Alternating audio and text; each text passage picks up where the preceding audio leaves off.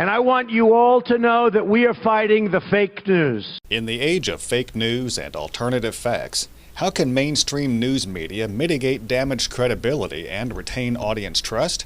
Here is a sample of what journalists face.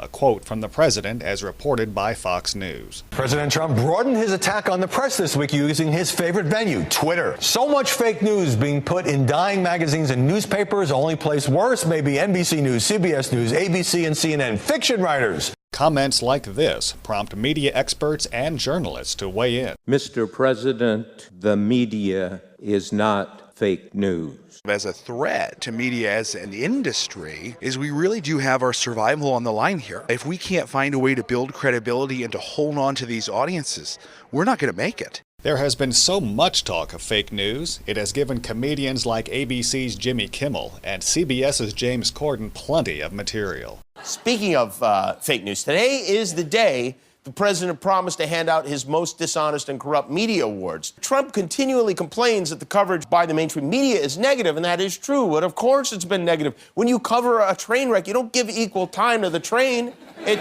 So his goal now is to discredit the integrity of every media outlet that isn't Fox and Friends. Donald Trump claimed he, quote, started this whole fake news thing. I think I speak for everyone when I say, yep. Whether it is comedians, the president, or the media, what do the allegations of fake news mean for journalism and its future? Clearly, having a verified, factual, and trustworthy source of information is critical to democracy. Deb Wenger is a former assistant news director for a Tampa TV station. She says we have reached the point of an all-hands-on-deck time in journalism history. Every news organization, every journalist, every member of the public needs to be thinking about how can I be sure that I'm informing myself with legitimate information. Wenger, now a professor and assistant dean at the University of Mississippi, says whether or not you think the president is right, or whether or not you believe there is fake news, clearly, there is misinformation being spread by individuals, sometimes inadvertently by news organizations, and we all have to do our part to stem that flow of false information. A few days ago, I called the fake news the enemy of the people, and they are. The war is being won by those with the loudest megaphone, with 38 million Twitter followers. Former TV news reporter and now professor at Marshall University, Chris Swindell, says repeating the label of fake news has caused fake news itself to become a means to deflect objective reality. Then I think it has larger implications, not just for the journalists, but for the republic. It is the definition of fake news. CNN's Jake Tapper has served as chief Washington correspondent since 2016. Here is an excerpt from his show, The Lead with Jake Tapper. This is America, and you can believe whatever you want to believe. But in a thriving democracy, truth matters and facts matter. We learned in the campaign that Donald Trump can be cavalier about facts and truth. But Tapper also told his audience it goes both ways. There's also a lot of incendiary nonsense against President Trump on the left these days that is just as fake and just as free of any evidence, both in progressive media and all over Twitter, being retweeted by otherwise sensible folks. President Trump says he is not against all media. I'm not against the press.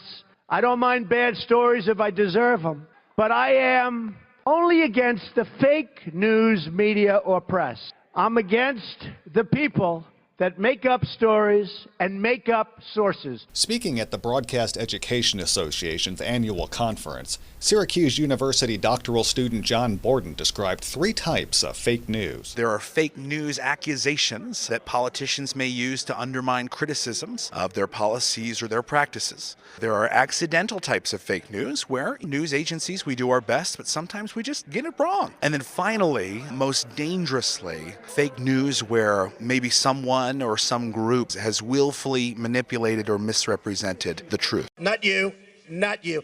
Your organization's terrible. Here's the president upon receiving a question from a CNN reporter at a press conference. No, I'm not going to give you a question. I'm not going to give you a question. You are fake news. Washington Post investigative journalist Bob Woodward says the reporting needs to get both facts and tone right. The press, especially the so-called mainstream media, comes under regular attack, particularly during presidential campaigns like this one and its aftermath. Woodward, speaking at the 2017 National Correspondents' Dinner, televised by CNN, adds, like politicians and presidents, sometimes the media make mistakes and go too far. When that happens, we should own up to it. But the effort today to get this best obtainable version of the truth is largely made in good faith. One of the great things about the digital age is the ability of new generations of users to generate their own content, according to John Borden. At the same time, though, the overflow or the amount of content makes it increasingly difficult for the public to filter through and identify credible, believable sources, and to ensure that the news stories they're sharing on Twitter or Facebook are in fact communicating the truth to their friends and family.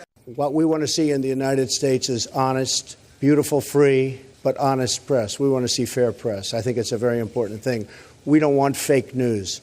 And by the way, not everybody is fake news, but we don't want fake news. Longtime CNN host Anderson Cooper says words matter, telling his audience that fake news claims present real danger. On this program, we try not to talk about the president's fake news jabs any more than necessary. They're clearly designed to undermine the reporting of this outlet and others that the president simply doesn't like, no matter how many sources or facts are included.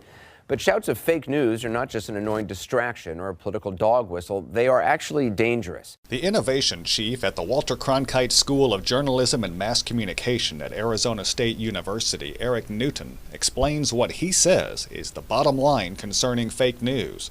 When you have major politicians around the country accusing honest, basic journalism being fake, and you have news organizations that are not jumping up and vigorously defending themselves, it's helping confuse everyone about what's real and what's not real. Newton says allegations of fake news have caused significant damage to the credibility of journalism. People already have difficulty understanding what's news, what's real, and what's not real, because in cyberspace, everything is disconnected from the original package, the original brand. And people associate the stories they get with the platforms they get them from and not from the actual source of information. The issue of fake news is not new, as we can learn from the era of yellow journalism, according to University of Texas Arlington professor Mark Tremaine, who says various media platforms offer an overwhelming amount of information at very little cost. And so trying to get those readers, trying to get those clicks, trying to get those eyeballs, I think maybe leads some people to create content that is sensationalistic or fake. And so I think that happened to some degree 120 years ago. And I think to some degree that's what's been going on over the last 10 years in our current media environment. One concern about fake news is people will characterize everything as fake, according to Dom Caristi, who teaches media ethics at Ball State University. If people stop trusting news media, there's a real problem for the democracy, because where are people turning to get information about how they vote? And so my biggest concern would be, who are people trusting? Caristi says the president has contributed to the concept of, if people don't like a story, then it is fake news. But he says social media is a contributor as well. With people reporting every minute of every day comes more room for error. And so with those errors come the ability for people to complain and say, there was a mistake, therefore this is fake news. A single mistake doesn't necessarily characterize something as fake news. There could still be a factual error, but a lot of what is passed on as news isn't done by professionals. The author of the book Free Speech and False Speech, Millersville University professor Rob Spicer, researched the impact of fake news. From what I've seen, I feel like the impact has been kind of limited in that it doesn't change minds, but it certainly reinforces existing beliefs to make you question reality altogether, to the point where you stop accepting reality and truth and say, well, there's no truth out there, I'm just not even going to look. And that is just as bad than accepting everything out of hand and naively going along with whatever someone says. One professor has researched the role of civility in the news. University of Texas Arlington's Tom Christie says you see extremes of news reported, particularly on social media. We all think of the last election when we think of civility because it was a pretty brutal election in terms of candidate attacks on each other. and that spread to the population. And those attacks were frequently biased, and they were frequently remarks that were taken out of context. Unfortunately, the news media reported that even more than they did reporting on the issues, and that's true of major media, traditional news sources, respected news sources in America. With it being hard to tell what is news and what is fake, UT Arlington professor Mark Tremaine says there needs to be a mechanism to help the public. So we're trying to come up with tools, let the reader of social media know, is this a real person, is this a robot, is this a good source, or is this a suspicious source? Thus, media literacy is key. Ole Miss professor Deb Wenger says some of the tools available to journalists are also available to the public. We had International Fact-Checking Day, and if you Google that, you'll find all kinds of resources for how to inform yourself so you can make sure that the information you're getting is, in fact, what it purports to be. All of this raises the question, how do we move forward?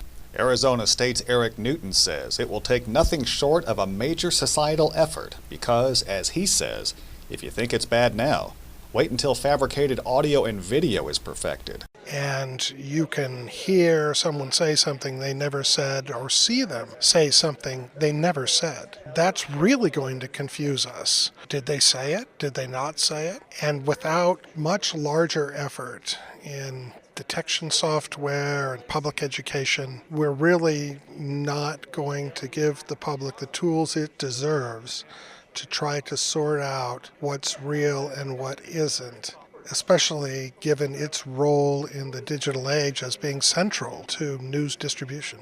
CNN's Jake Tapper offers his conclusion on fake news. This is a time for all journalists to be extra careful about our own reporting, to make sure that we adhere strictly to facts and cogent analysis. And this is a time for you, the public, to demand evidence from your leaders and from your media, even if you already agree with the politics of the person on your TV. Fake news erodes journalistic credibility and predisposes the audience to believe future deceptions. It is up to reporters to dispel rumors, half-truths, and downright lies through old-fashioned journalistic detective work. I'm Terry Likes. You're listening to Tennessee Matters on the Tennessee Radio Network.